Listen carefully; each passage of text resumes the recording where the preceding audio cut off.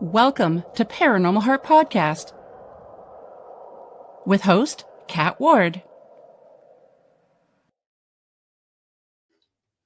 Hello, everyone. Welcome to Paranormal Heart Podcast. This segment is pre-recorded and streaming on United Public Radio Network 107.7 New Orleans, uprntalkradio.com. I'm your host, Kat Ward. Thanks so much for tuning in. Happy New Year. I really can't believe 2025 is tomorrow. Where did the year go? I hope you all had a wonderful Christmas, Hanukkah, holiday season, whatever you celebrate. I hope it was a good one for you. And please have a fun and safe New Year's Eve tonight. I don't want to preach, but please do not drink and drive. So, folks, my special guest tonight is paranormal experiencer and author of the Vampyre Tales series, Mr. Wayne Mallows. Sorry, I almost called you Marrows. Wayne will be discussing some paranormal experiences he's had, as well as his book series. And I have to tell you, I'm currently reading his first book, Whitechapel Road, A Vampyre Tale, and it's an amazing book. You really have to pick up a copy. So without further ado, let's welcome Wayne. Hello, Wayne. Hello, Happy New Year. Happy New Year. I hope it was a good one for you. It was different. We survived. Well, that's good. That's a good thing, right? Yes, it is. My goodness. So before we get into things, I have to say how much I'm really enjoying this book. We've been sending emails to each other. I'm telling you what part of the book that I'm at. And I absolutely love that when I'm able to message the author of the book that I'm reading to say, oh, no, I can't believe you did this. Or, it's really amazing. And I really appreciate how much, because I know you did a lot of research for this book. Yeah. And all the details I really appreciate it as a reader, because it just makes the reader be into that story even easier, so you can picture things. So thank you. Oh, you're welcome. I get a little OCD about that sort of stuff when I'm researching. It's like, and it's not my fault. Like I'll research something. I'm looking for one specific thing and I'll research that. But then it's kind of like, oh, what's that? Where's that go? What's that about? Oh, I didn't know that. What's that? And then next thing you know, I'm like a squirrel down a rabbit hole kind of thing. Yep. And I start off with like, I'm going to take 10 minutes to do this. Next thing, it was 3 a.m. and I'm just like, I can't believe this. Wow, I didn't know this. That's how it goes. Yeah, I really appreciate it, because I remember in one of the emails that you had mentioned, you even looked at what maps were for cities and during that era. So again, that really helps the reader to be able to envision what you're writing. Yeah, it was important to me because I needed I needed the maps of the area, but I also needed like a topographical map, because when you look at a map, it'll show you the roads, but it won't tell you if they're up or if they're down. Yes. Right. They don't tell you the pitch of the road. Right. So it's like, you're walking down a lane. Like I can say, well, he walked down a lane, but it's better when you say like he walked up the lane, because it was going up the lane, because then you could be winded. Yes. Right. Yeah. And like I had to work out the police beat, for instance, in Whitechapel Road. They had beat cops and they walked the beat. So I got the police beat of that time period for this particular area for Mitre Square. And it was basically a figure 8. Mm-hmm. But then I had to work out, okay, how big is this figure 8? How big is the cop? What's his stride? And then I would go outside, I'd measure my stride, which I knew what it was. And I'd say, okay, how long does it take to actually walk a figure 8 this many, meters, right? Mm-hmm. Okay, so my guy's got like 10 minutes at best to do what's got to happen before this guy comes around again. Right. So everything has to work, because it's got to be realistic.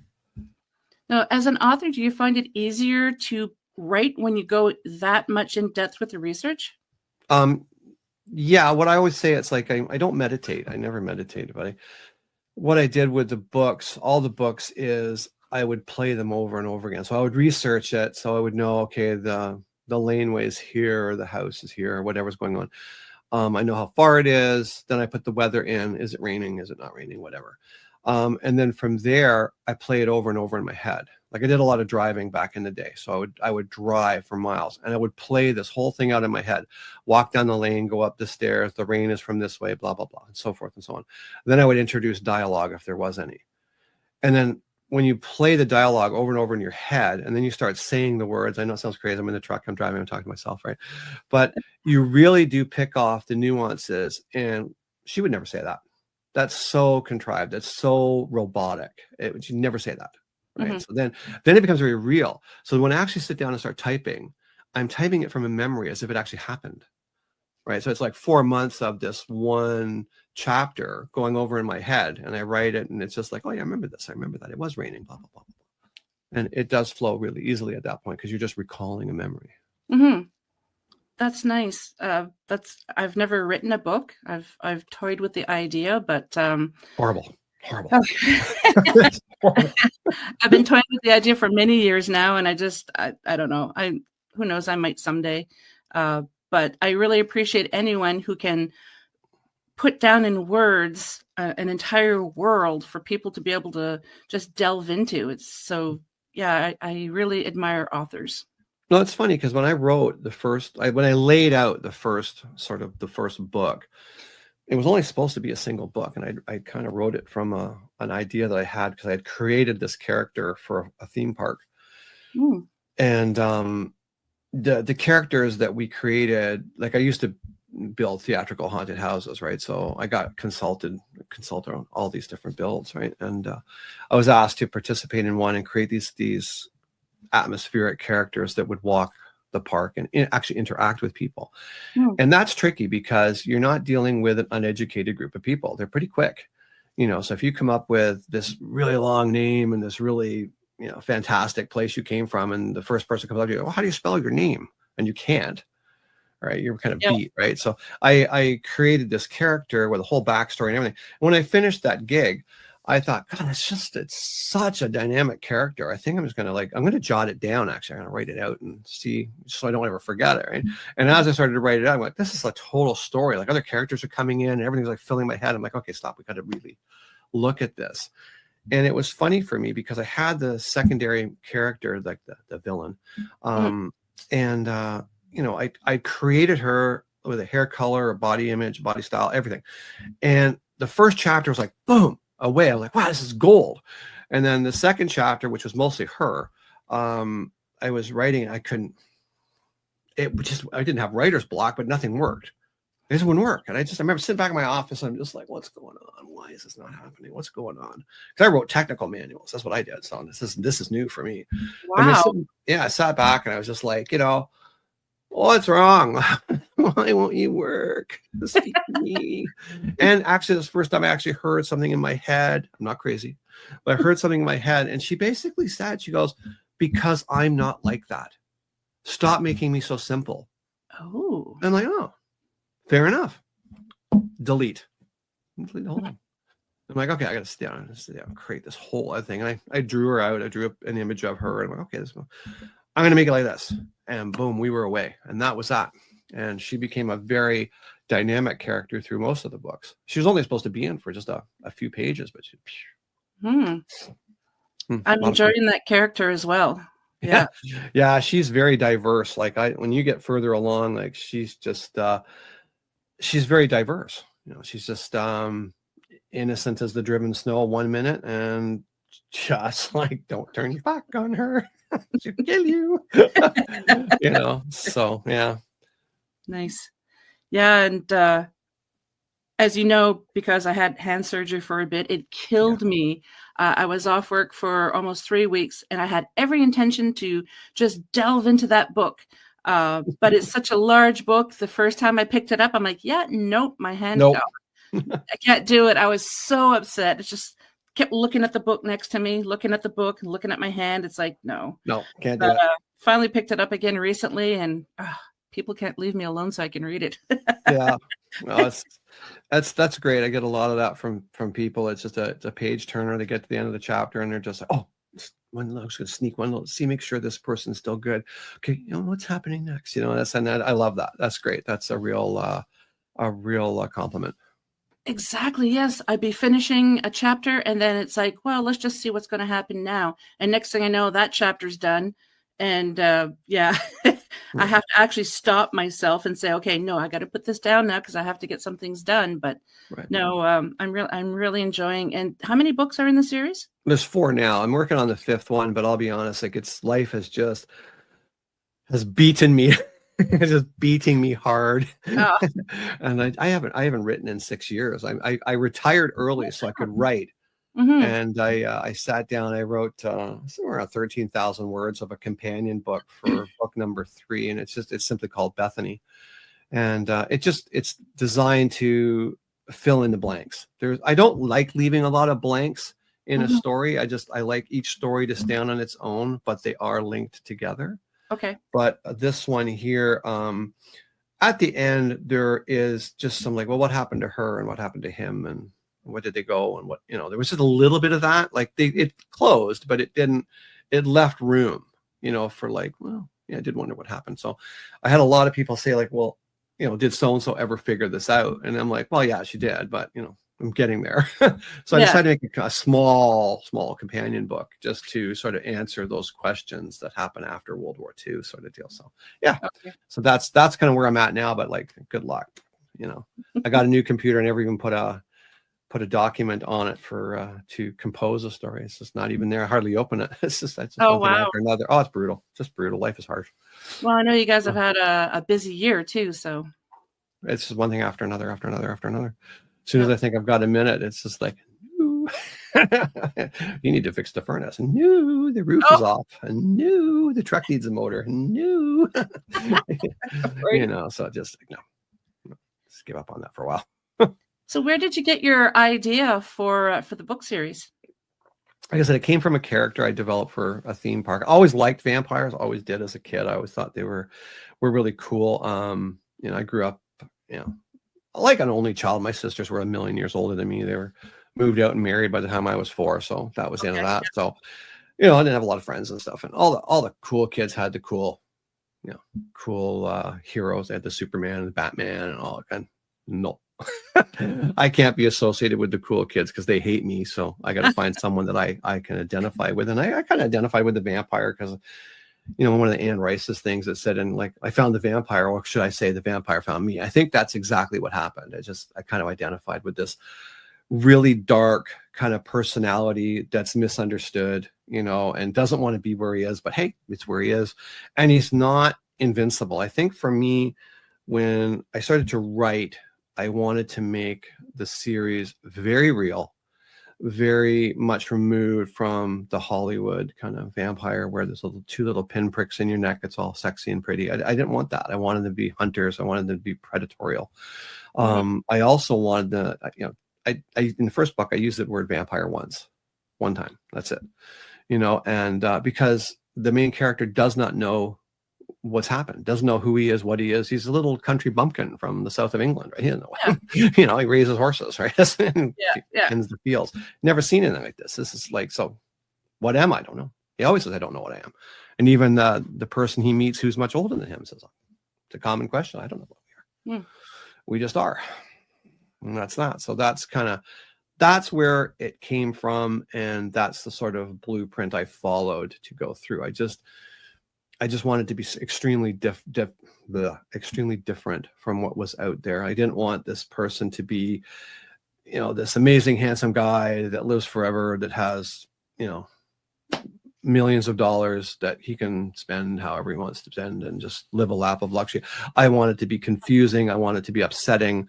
I want it to be exactly what it is. You're a murderer, killing thing that you don't like yourself. So much like myself, I don't like myself. That's how I grew up. So that kind of went into all of that, is that whole, being alone and being on your own and being afraid, and yet nothing can really touch you. One of the characters says that, in one of the books, and she basically says like, I've seen no evidence of a God. I've seen no evidence of anything. All I know is I can walk through any forest, any laneway, and fear absolutely nothing. Can anybody else that you've met say that? Yeah, exactly. Truth, there's a lot to be said for that.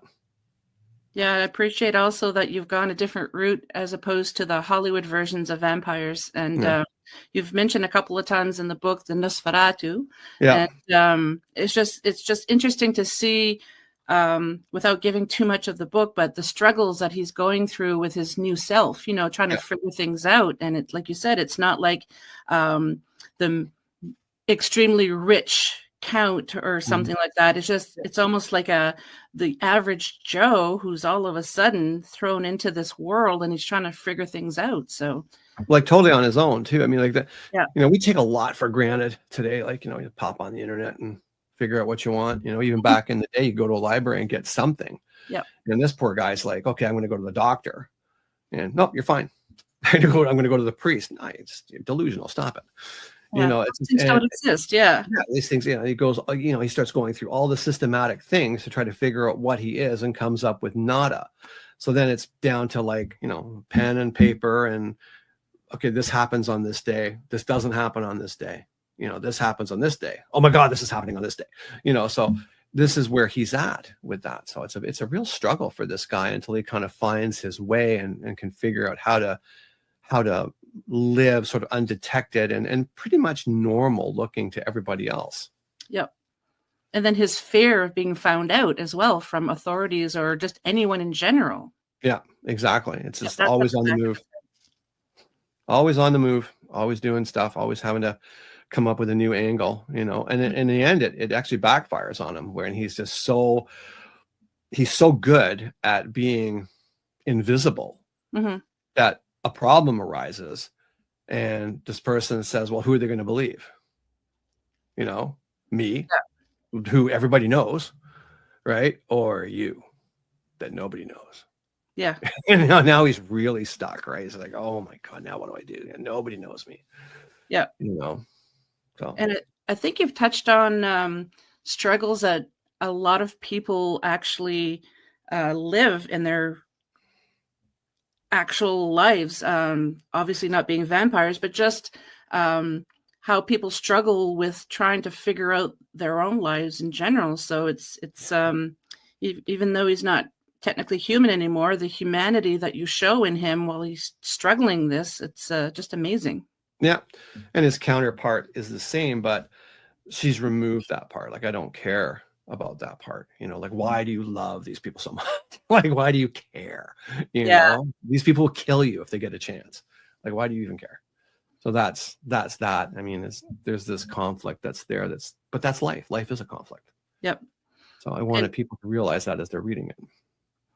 And it's been said in a lot of vampire stories and a lot of vampire movies. And I find it's kind of the same with your book, where it's like, where you just said, why do you care for these people? They're food to us. I've heard that in a lot of other books and movies, but yeah. Well, with him, it's selective. Like, he's got to learn how to just survive in this area. And he learns really well how quick it is, how easy it is. And he just, okay, this is how it's got to be. I can do this and just be really selective on what I do. I think one of the things that the way I started this whole idea was I wanted it to be believable.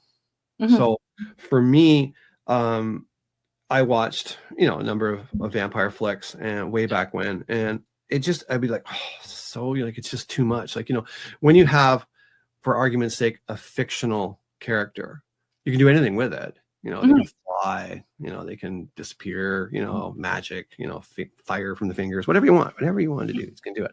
The problem with that is that it becomes unbelievable, right? Like, I want this guy to just, you say hi to him every morning as you go out to get the paper, right? He's just a normal, you'd never believe it kind of guy, right?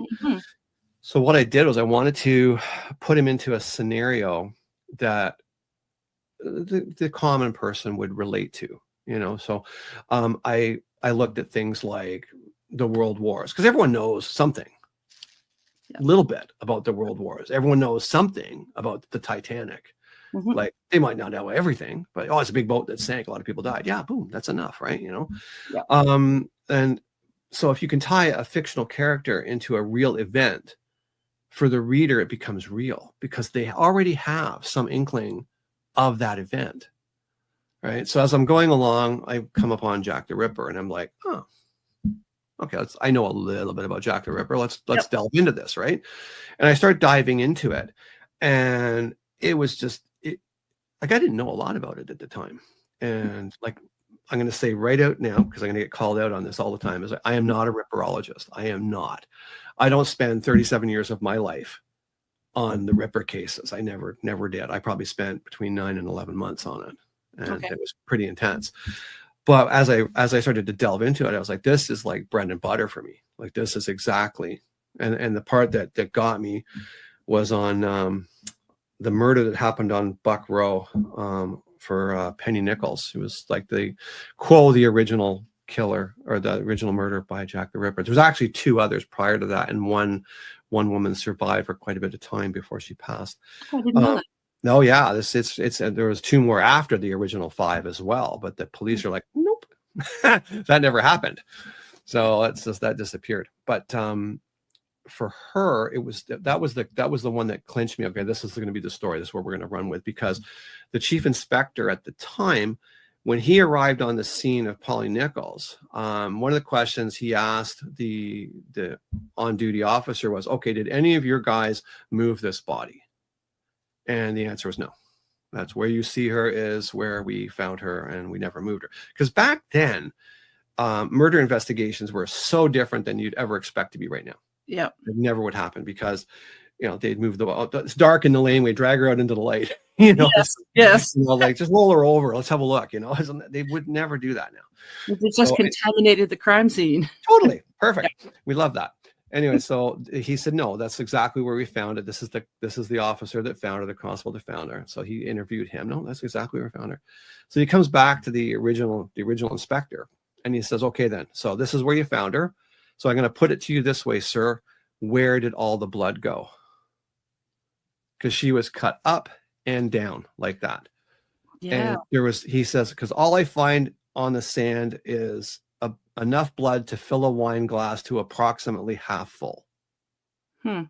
Like, in a cut like that, it would go right up the fence. Oh yeah, especially at that location too. Oh yeah, for sure. So he's like, I'm thinking she was killed somewhere else and dumped here. Mm-hmm. But for me, it's like when he said, where did the blood go? Oh, I know where it went. I know exactly where it went. So that was my backdrop. So then I started researching hardcore on all the murders, where they happened, the weather, like what the cops were doing, like just every single thing that was going on, to then have my character kind of walk the walk through all that. Nice. That's where it came from. Yeah, I'm at the part of the book where he's at the market. Yeah, I don't want to give too much away for the listeners in case they decide to buy the book, and I highly suggest you buy it. I don't like to promote things that I don't believe in, but I definitely love this book. So thank you so much. Yeah. It was a lot of fun to write it. I mean, it became family to me. It was really like, it was so magical for me, because like I said, I wrote a lot of stuff, a lot of things I wrote, but nothing like this. And there were times where I'd be writing, and I'd go back and edit it. I'd go back and read it, and I'd be like, this is way beyond my ability. This is not me. Like, I had to have help from somewhere. Like, I don't write like this. This is amazing. Yeah. And I'm not tooting my own horn. Sorry, folks. I'm not. I was like literally blown away. I'm reading this stuff. I don't know. Yeah. This is me. Wow, incredible. So it's just some of the dialogue was just wicked in it. I just loved it, And some of the stupid little things that would happen that I would never think of, just some of the interactions, and like, I won't, not to give anything away, but there's something that happens. I think it's in book 3, Unnatural Selection. And there's 2 characters that become they're adversarial, but they're close, a couple of women. And they end up in a pub, like in a public house, right? So a little eatery, you could get food and you get a drink. And so it's a seedy place. All right. It's not like it's not like going into like Michelangelo's or something like that. This is just a dump, right? So they go in, and the one unsavory chick's she's like, 2 gin, just like that. And the waitress is like, yeah. And what about you? And the other girl's just like, do you have tea? And she's like, oh, we have tea just for the likes of you. But the funny thing was, when the tea comes, everything's set up, and the one chick's like, and it's gone. And my other character is like, dipping the spoon in and dipping the spoon in. And she's like, what are you doing? She's like, I want to make sure there isn't a spider at the bottom of the cup. Oh. And she goes, well, if there was a spider at the bottom of it'd be dead. It's boiling water. She goes, yeah, but I don't fancy drinking it and looking at the bottom of the cup and seeing a dead spider coming up to my lip. Yeah. Do you know how many people have wrote me and said, do you know now every single time I pour a coffee, I look in the cup to make sure there isn't a bug in it because of that book? Oh, yeah. But I don't know where that came from. It's just something that popped into my head. Wow. I Yeah. wonder if you've heard of that instance sometime in your life and it was just deep in your memories. And I don't know. I know I drink tea all the time. I've never done it. oh, wow. I've never looked at my cup. Never looked to see if there was a bug in my cup. Do you now? Yeah, this person is the one that drinks the tea is quite proper. She's a very, very proper individual, and she's on her own quest as well. In book number 3, she encounters, it's in World War I, and she encounters my main character from book 1, and she's just kind of like, wow, like what's this guy all about? Like, this is crazy, and he meets her, and he's like, what's your fascination? Like, why are you here? You don't need to be here. This is a horror show out here. Why are you here? And it's so they both have their reasons for being there, and they form this really kind of like, I won't say uneasy, but it's a friendship that's got reasons for being there. Like, she's curious and he's curious. So they form this sort of like really loose kind of like friendship that's very guarded on both sides. It's pretty cool. Just like any kind of relationship. Yeah. Pretty much. Yeah, pretty much, which is exactly what I wanted. Again, I don't want like, oh my God, you're a vampire. Wow. I don't want that, right? Like, I want like, who are you? What's your whole thing? I don't dig you, like, I like you, but no, just stay right there. That kind of stuff. So it becomes very much a very real sort of get together, trying to figure each other out, just like any man or woman would, or, today, woman or woman, man or man. There's like a connection, but you're not going to just, throw all your chips in one basket because it's a concern. Yeah. Yeah, so, just a little. Yeah. Oh yeah. So that's a really fun book because, man, it goes down the rabbit hole deep, like really deep. And just the moral conviction that each one of us face as we go through our daily lives, and how just one thing can go boop, just a little bit off. And your whole life is like, you're off the rails, and that's exactly what happened in that. So that's just jumping ahead. Sorry. That's okay.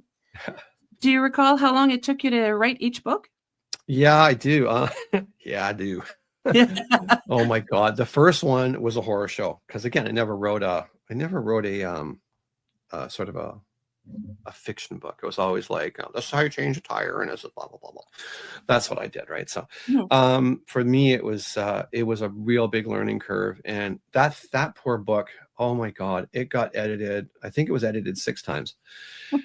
And not by me. I mean, I paid people to do this, and I would get it back, and I'd flip the book open, and my eyes would zoom right onto a word that was spelt wrong. I'd be like, it's just so, and the original book was only like that big. Wow. Yeah, it really was a small little book because it was just a book about a guy with a backstory. That was it. Mm-hmm. But then it became a series. So a couple of years ago, I went back and revisited book 1, and I'm like, okay, let's just sit down and do this properly. Mm-hmm. And I just took it all apart and I rebuilt it. And that's now it's this big. So, because now I got a lot more history in it, a lot more things that I didn't know. I actually spoke to a guy in the UK. Unfortunately, I think he's dead now. But he was a ripperologist. He used to work for the Metropolitan Police Department. Oh, wow. And I was asking a question on a forum, and I was just getting the runaround. People are, oh, you're not much of a detective if you can't figure this out. Look, I'm not a detective. I'm a guy who's writing a story. Like, just can you help me out here? Yeah. Did this happen or did it not? And this guy jumps on there and he goes, here's my email. Just email me. Mm-hmm. So I did. I emailed him. He says, so what's the dig? So I'm writing a fiction story, like it's historical fiction. Vampires with Jack the Ripper. Like, I just want the story to be as accurate as possible. He's like, oh, that's really cool. And he gives me the whole history of himself. Mm-hmm. And he goes, this is the guy you want. This was the neighbor. This was the time. This is why they couldn't do this. This is why they couldn't do that. And I was like, oh my God, shit. Oh, not worthy. He was just like, yeah, just email me anytime. He's like, he goes, I don't have all the answers, but I got a lot of them.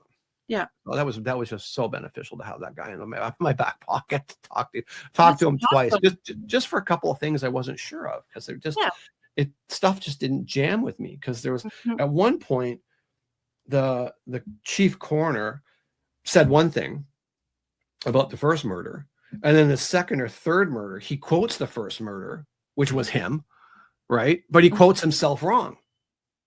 Right. So, well, in the first murder, you said this, and the second murder, you talked about the first murder, but you didn't say the same thing. You said something different. So which one's accurate? So I talked to this guy and he goes, no, he was misquoted. Here's what he originally said. This is what was said, right? He was misquoted on the first one at the third one. I'm like, oh, well, that makes sense. Okay, good. So he had all that and he goes, here's all the links. You can check it all out. You can check like the CNN of the time, like just, the local news agency. You can, here's the links to their papers. You can just look it up. If you don't believe me, check it out. You really lucked out finding that guy. Just a fluke. He found me because I was just fed up with this whole form nonsense. Because it's, oh, you should know this and blah blah. What kind of researcher are you? I'm just like, keyboard warriors. Yeah. Oh man, I'm looking for the easy answer. I'm not looking to fly to Whitechapel and spend 6 years there wandering the streets. I'm not into it. I just don't have that kind of time. It doesn't work that way. Wouldn't that be neat to be able to visit there? A lot of people do. I mean, I've had really cool stories from readers who have taken my book, gone to England because they're visiting friends. They go, we're going to Whitechapel. I got this book, right?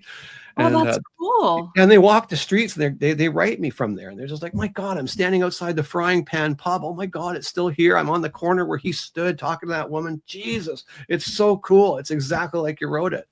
Wow. Yeah, because a lot of that stuff is still there. That must be so rewarding for you to hear people discuss when they actually go to that location. Yeah, fantastic. I've had so many people write me and say like you must have been there.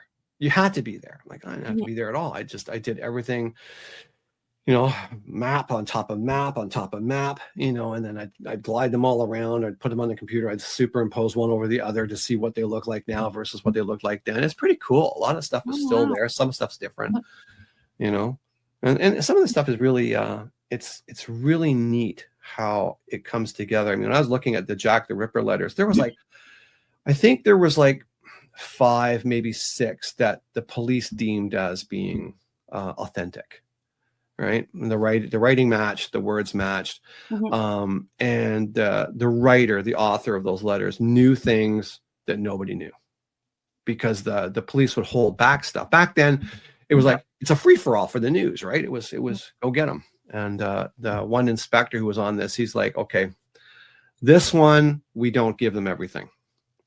We're only going to talk about this, and this, or whatever. And the letter that comes in previous to that murder talks about that murder and what he's going to do. And secondly, when the next letter comes in, he talks about the mistakes he made on the first 2 murders, which nobody could have known. No one could have known that. So they were it's either an inside informant, like one of the cops are writing it, or one of the journalists are writing it, which did happen. One guy got caught being a doofus. Yeah, so that was silly. But so that was really cool. But the one thing that struck me, and again, this is just honestly my personal opinion. It's nothing to do with anything historic. There's nothing written to say this. But I had my main character actually say what I thought. And that was when he looks at the letters and he's reading these letters, he realizes, he says, it was like the words don't match the music, is what he said, right? It's like when you're at a dance and there's a song and someone's singing and it's a really nice melody, but then there's this crass yelling in the background. It just doesn't match. It's like this. He goes, that's what when I read this letter, that's what I see. And that's exactly what I saw. You have what I call eloquent writing, really quite nice. It's actually quite nice looking writing, but then the words, nothing's spelt right. It's all slang. It's really gruff. It's really slang. And it's almost, for me, it was like someone who is very educated writes this beautiful way, but they have to make it look like they're not educated, so they spell everything wrong. Gotcha. Yeah. That's what I personally got from it, right? And as I wrote this, and I said, I'm not a ripperologist. I don't know, right? So I just go along. There's a lot of theories, and they think they've got who it is now. But there's 2 things in my mind that stand out for me. The first thing is that And man, the dates are just so out of whack.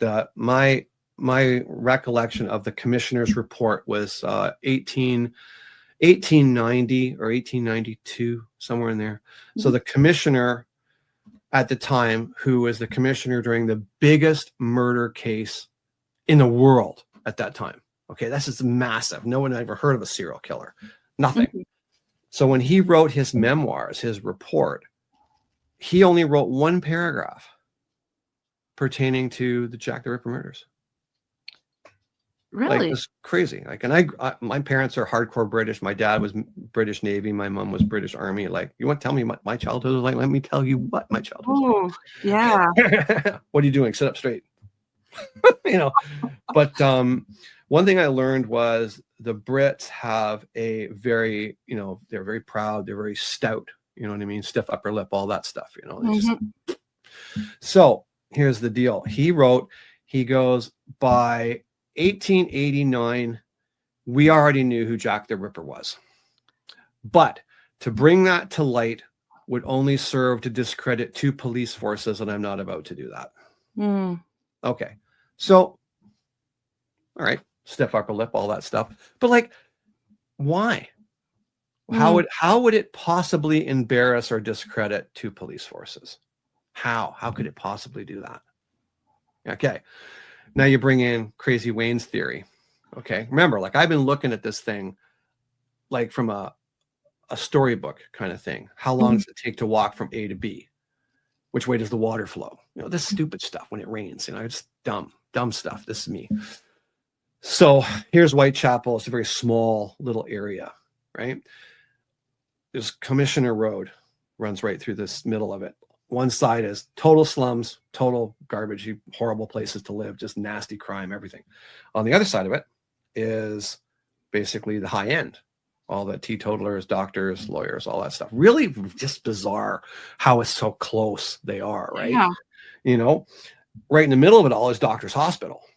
So now you have the high end having to walk or carriage through the slum to get to Doctor's Hospital. Okay. Everyone's like, oh yeah, it's a doctor. Oh yeah, it's a doctor. Well, that was all hogwash too. That was a misinterpretation because the chief investigator or the coroner basically is trying to tell people about science, and people weren't having it. Science was new. Photography was new. And he was trying to say, look, the body could not have been there at 8 o'clock in the morning, despite what your witness says. Couldn't be. Because the blood had already congealed, the blood cools this fast on a dead corpse, blah, blah, blah, blah, blah. The whole figure. And people were just like, what? But I saw her. You didn't see her. You want your name in the paper. That's what it was. Yeah. Right. So he's trying to quell that hysteria. And what he said was, look, if I was to do this kind of disfigurement to a body, right, in my professional capacity, it would take me more than an hour to do all of this. And I'm a pro. So what they said was, we're looking for a doctor. Okay. Yeah. You got what I'm coming from? Yep. Right. Okay. So that's where that whole misinterpretation came from. However, now, so you've got people walking back and forth or carriaging back and forth, right? My theory, and it is only a theory, and I'll explain to you exactly why in a minute. I think at the time there was a doctor that went to Doctor's Hospital, and he would frequent these prostitutes on the way home or the way there, right? And it wasn't like, hey, let's go to this really cool high-end hotel and do the horizontal bop. It didn't happen, right? They went behind a fence, man. It was just gross, it was horrible stuff to that, But at that time, syphilis was rampant. There was no antibiotics. You got syphilis, you died a horrible death. Brutal. One of the royals, their prince, whatever, he had syphilis. That was the first thing they thought of. It was him. But by that time, he couldn't hold a pencil. He was so disfigured, horrible, right? So what happens is, I think this doctor comes home unawares that he has syphilis in the early days, does his thing with his wife, right? Passes it on to her, right? So she gets sick. Now they both realize that, oh my God, you're sick too. I'm sick too. And then, that's going to ruin the relationship. However, back then, if you were a female in London, England, and you were without husband, you had nothing. You didn't keep your property. If he died and you were in the house, the son got it, right? The son got the property. If there was no kids, the brother of your husband got it. If there was nobody else, the government took it. Yeah. You were out on the street. So you went from high society down to nothing. I mean, literally, you're on the street and looking for your next potato to eat. Literally, overnight. Boom, like that. So what I think happened was, I think this person basically lost everything, grabbed his little toolkit, his surgical toolkit, and left, because she would be kicked out on the street. That's all she had, was the clothes on her back and her purse, whatever she had in it. That's all she would be able to keep. So I take that. So this person is going to die and they're not of right mind, and revenge is on your mind. So who are you going to take your revenge out on? You're going to take it out on the people that infected you. Okay, great. Did you know at the height of the Ripper scare that was going on, they had something like 1,500 police constables walking an area that was like 2.5 kilometers by 2.5 kilometers? Wow, no. There was that many cops on the street and they couldn't catch this guy? That's crazy. Okay. Did you also know that they used to take the slightly built cops, the guys that were the clerks, and like, not these big robust guys, little bean poles. They dress them up like prostitutes and send them out into the streets to try to lure this guy in. Never caught anybody. And all I see in my mind's eye, and this is what when I was writing, it just boom, just came to me. Like, I see all kinds of visions and things, right? So this came to me. I see this guy leaning against a fence, looking like the lady of the night, right? And this person comes up and says something like, another prostitute comes up and says, hey, and he's like, go on, get lost. I'm a police cop, get lost, right? And she leaves, right? Back then, when that started, by murder 2, none of the women that were working Whitechapel would work alone. None of them. They always had a partner. Sometimes 2 or 3 would go together. So then when someone come up and go, how much for you? And you would go, okay, it's like 3 pennies or whatever. Okay, I'll take you. Let's go behind the fence.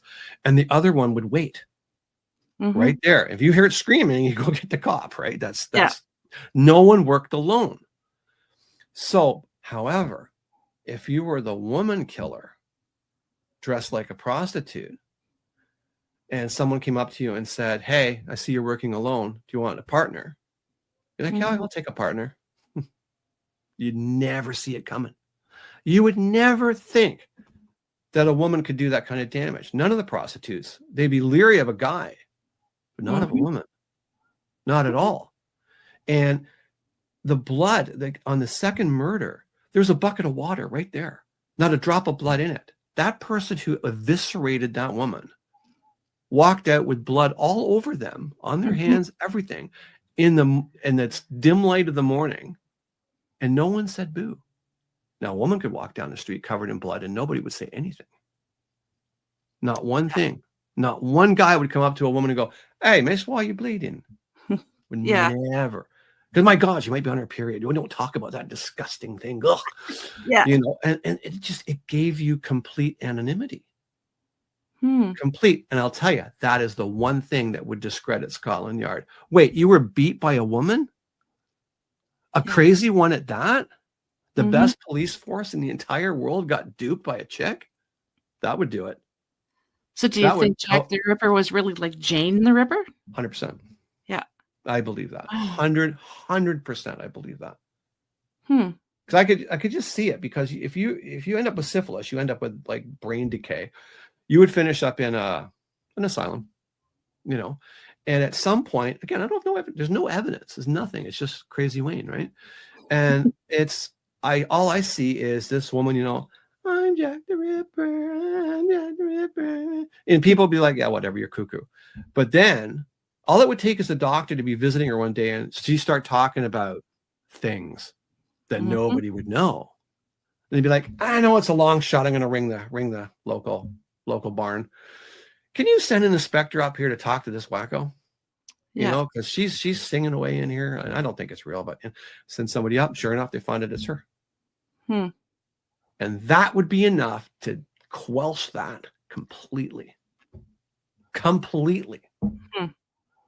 So. Because there's Yeah. been so many speculations over the years that it was a royal family member or, No. Nope. uh, The queen actually invited the chief inspector right in. She's like, you bring him right in, bring everybody. You hmm, ask any question you want of any person here. Go ahead. I didn't know Ask. that happened. Wow. Yeah. Yeah. You ask anybody anything. I want this caught. If it's one of our family, find them. Hmm.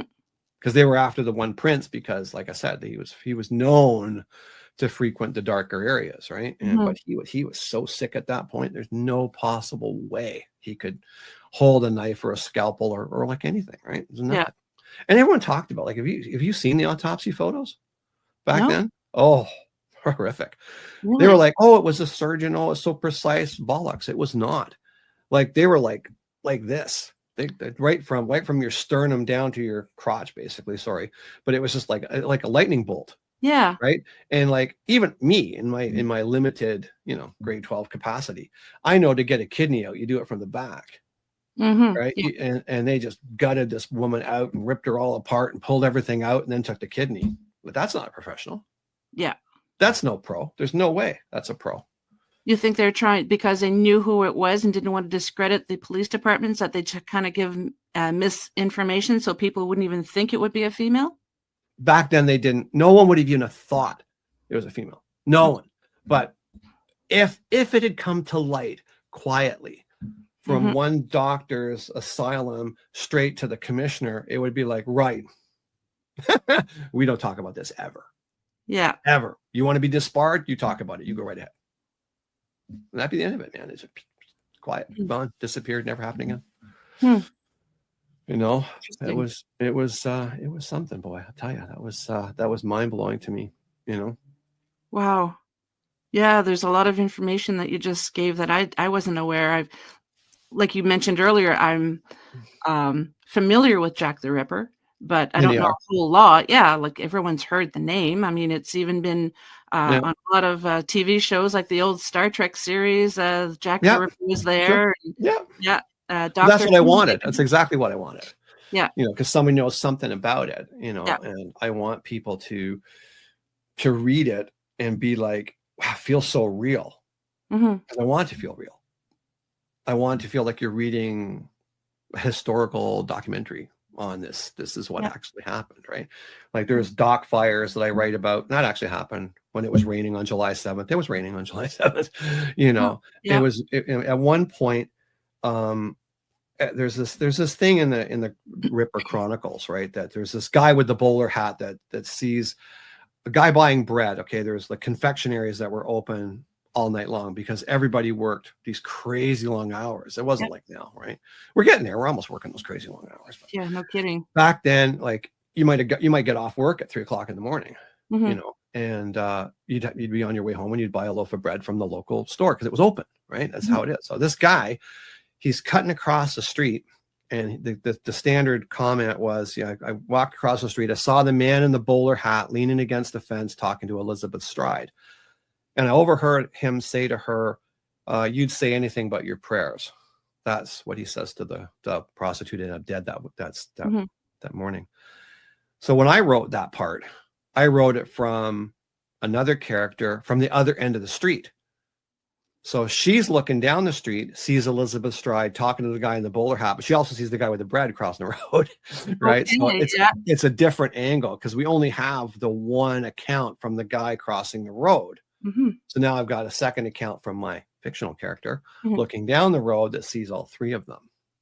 Hmm. So again, it's following the historic narrative, but I just take a little bit of liberty of where people are positioned, so to actually see and substantiate the historical record. Oh, fun. Well done. Yeah, I like it. Fun. Yeah.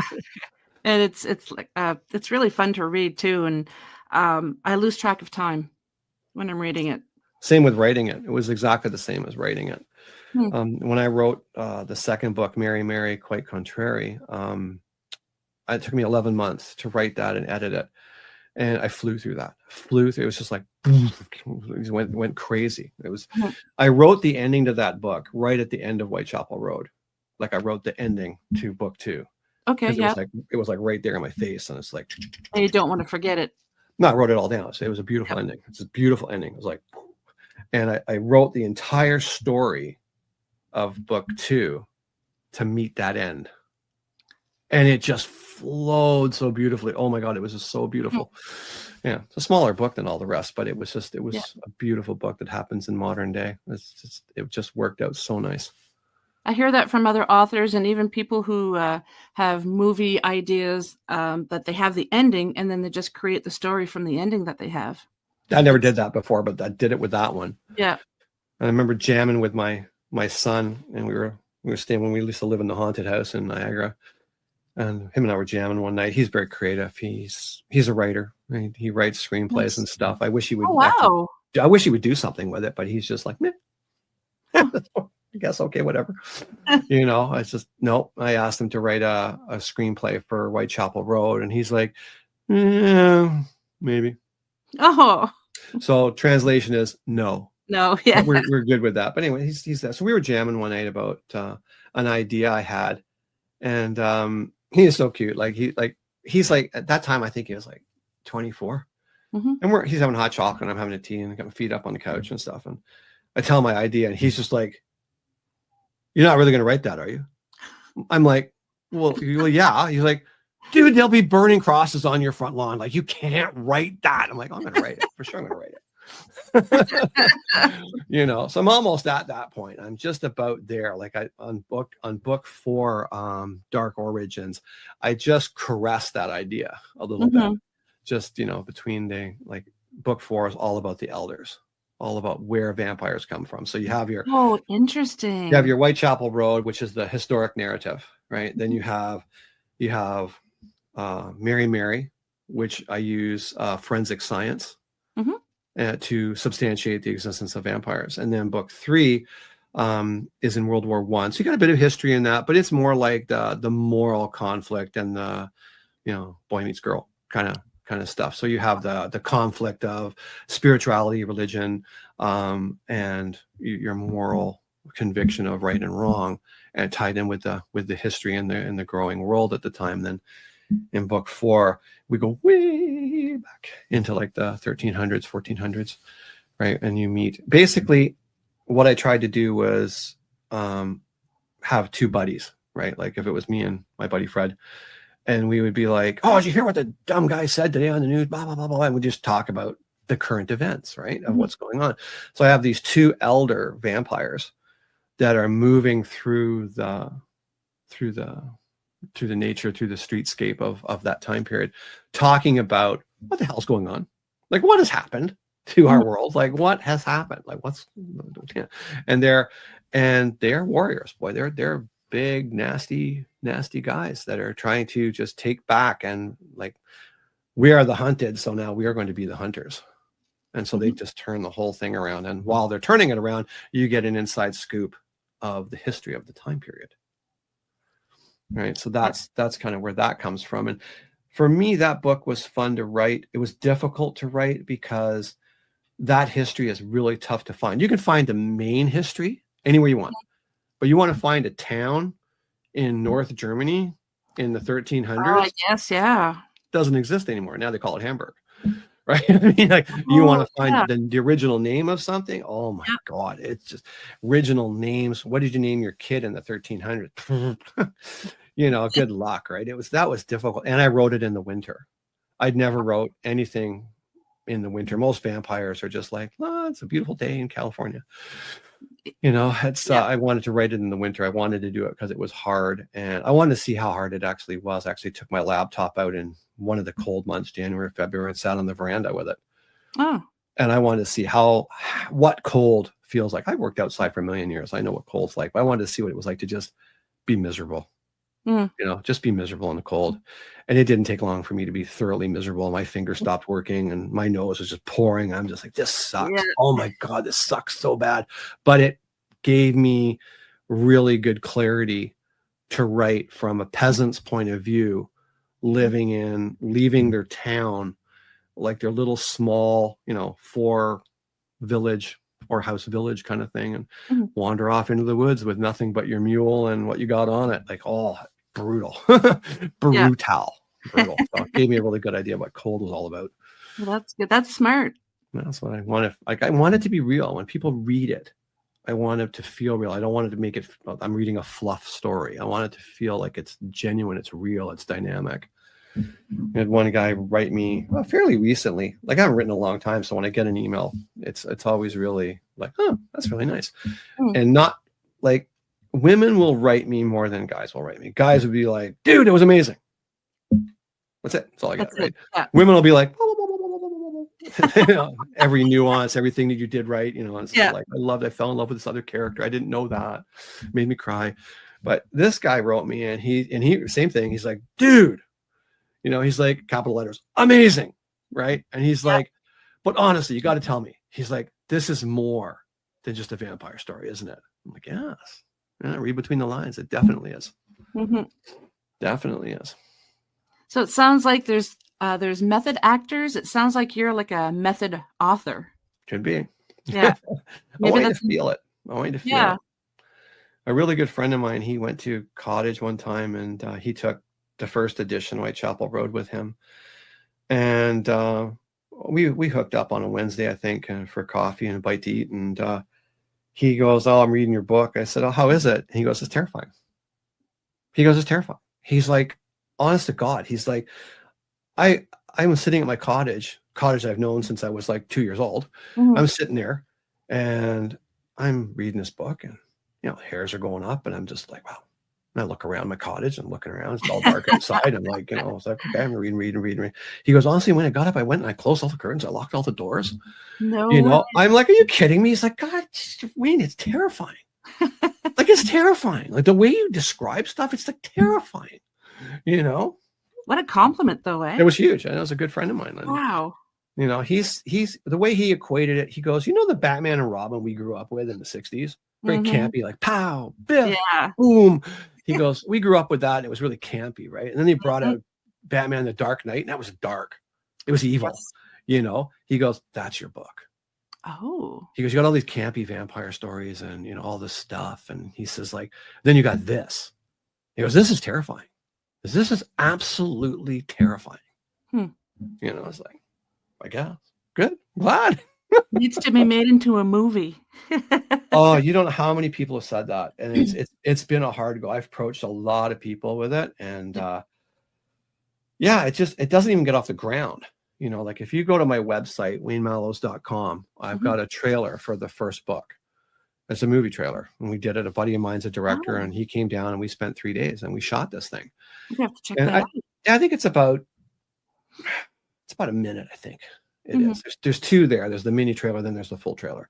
Okay. And that's what I envision it being, right? Is that really dark, you know, noir photography, right? Is really sort of shadowy. I like it. I really liked it. And I thought he'd be the guy to do it, but then he just got so busy, couldn't even entertain it. Then I met another guy, and fantastic. He's a director, amazing guy, and he teaches it all. And I talked to him, and his response was, I love the book, and I'm sure you'll find someone who'll do a movie for you. Oh. I wonder why I didn't want to take it. It's expensive. Do something like that, man. It's really expensive, you know, like it's pricey. And the way I always look at it, it's easier to make Spider-Man 27 than it is to take a chance on a new guy. Yeah. Because if you take a chance on a new guy and you say, okay, we're going to throw 250 million at this thing, and it flops, you never work again. The guy that said, go with Wayne Mallows, the Vampyre Tales, and it flops, that guy, he's pumping gas for the rest of his life. Yeah. You know, that's just not a thing. It doesn't work ever again. So I get it. I understand the money aspect of it, but that's why you see, you know, Halloween 27, Spider-Man 27, Batman $250,000, right? You know, you don't see a new idea because it could flop. Anybody listening or watching this, you have to make this into a movie. It's not going to flop. It's going to be amazing. Trust me. I've talked to people like who I hang with, right? So, you know, like we have people that are connected to the great beyond. And even before I met Michelle, like, my sisters were pretty, I used to call them my witchy woo-woo sisters, because they were cool. They were really cool sisters. But I went to see a psychic healer just because My sister said, you need to heal that dark energy in you, boy. That's the way it is, right? So I went to see her, and she was delightful. It was delightful. And she did Reiki. She was pretty neat. And she talked me through the whole thing. And she goes, so what do you got there? I saw it's a manuscript for a book I'm working on. And she put her hand on it, and she does this, and she's like, not a book, not a book, not a book, movie, just like that. And I'm just No like, way. you are right. Like, you know. And I had a few people say that, like they read it and they go like, I don't read it. Like I'm into the chapter 3, and by now I'm seeing it all as I'm reading. Yes. I don't even read it. I can see it all. Like, I don't know what's going to happen to it. But yeah, I'd love to see it. I'd love to see it be a TV series. I bet you could probably get a good 3 seasons just out of Whitechapel Road on its own, you know. And then from there, it's a wild card. The 4th book is Michelle's favorite book. Like, it's just nice. It's so back there, and so I don't know what it is. It's dark, and it's a different world than what we come from. You know, at one point, one of my main guys, we just call him D, right? We don't say his name because they're actually demonic names, right? You don't want to actually quote them chapter and verse, otherwise you have visitors at night. Anyway, I told her about this one scene where these 2 guys, you know, are confronted by like a militia of, you know, bandits, you know, just rogue guys that roam the planet causing grief, right? So they get there, and they're just sort of chatting it up with these 2 guys, and they're just like, you know, the chatting's done. As much as we enjoy this, he's like, I'll take your horses and your purses, and you can walk the rest of the way. And my guy's just like, yeah, no. And he leans on the horse a little bit, and he goes, the only way you will relieve me of my sword is if I'm unable to pull it from your skull.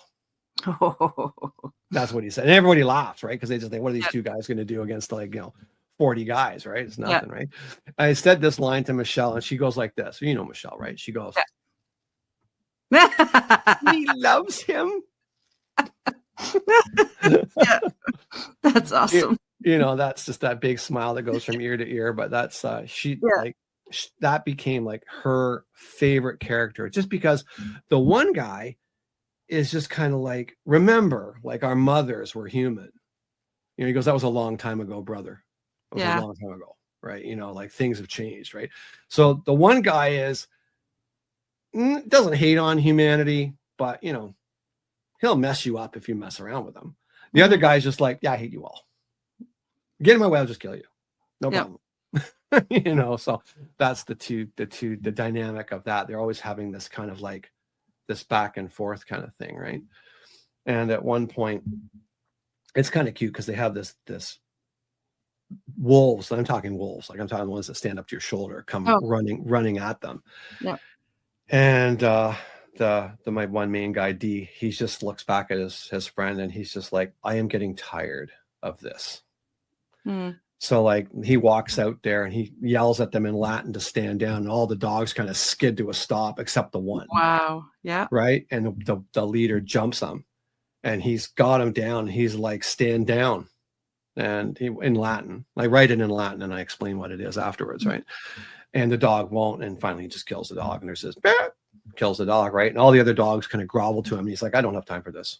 Yeah. He's like, go find a new leader, bugger off. Right. I'm just done. Right. Yeah. Anyway, he gets back on the horse, and his partner goes, are you injured? And he looks at me, goes, you joke. Seriously, are you joking? You know, fast forward way down in the book, and they get jumped by a bunch of guys, and there's swords flying everywhere. And it's a melee. And his partner, which I will call R, gets a sword in the side. He grabs the sword, pulls it right into his side, then punches the guy in the head. You know, pulls the sword out and ditches it, kind of thing.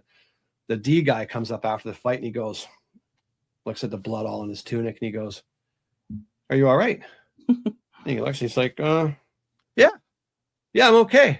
He's like, thanks. He goes, I don't know, I'm trying to get into this whole mindset of yours of this mutual love that we're supposed to have for each other. You know, it's just like, and he just laughs, right? He's just, the guy's just like, you know, I've been taken again, you know, fallen for your like artificial care, you know. This is this camaraderie kind of humor that you have that goes on that I try to weave into all the stories, even though they're dark. There's this humor. Like in book 2, you have the camaraderie between the police that are investigating these horrible murders, and there's some humor in there, even though it's black. It's just horrible, and they just have this kind of like way about them because that's how they get through it. You know? Yeah, exactly. So, yeah. If ever you make your books into a movie or a TV series and you need an extra, I'm available. I know a person. Yeah. I know a person. Well, we're at the end, Wayne. I'd love to have you back because we could go on for hours longer. I'd love it. I've had a great time. Yeah, Thank you. Me too. So if you'd like to tell the audience where they can find you, I know you mentioned the website already, but just to refresh their memory. Yeah, it's all my name. I'm pretty easy to get a hold of. It's the website is waynemallows.com. That's just how it's spelled. And if you want to email me, it's the same. It's wayne.mallows@hotmail.com. Cool. And I will answer everybody. If I don't answer, assume it went to junk mail and try again, because I will never leave somebody hanging. I just don't do that. So. Nice. Yeah. Good. Well, thank you so much. Have a happy new year and a safe one. Thank you. If you hang tight for a second, I'm just going to say my goodbyes, and then we can chat just for a couple minutes. Amazing. Absolutely. Have a great new year, folks. Bye now. Bye. Well, folks, my special guest tonight was amazing. Thank you so much for tuning in tonight on UPRN 107.7 New Orleans. And remember, if you enjoyed the show, please like, share, and subscribe. And to be a guest on the show, you just have to, or you just want to say hello, or you want to support the show by purchasing Paranormal Heart merch, drop me an email at paranormalheart13@gmail.com. Have a happy and safe new year, everyone. Much love to you all. Until next time.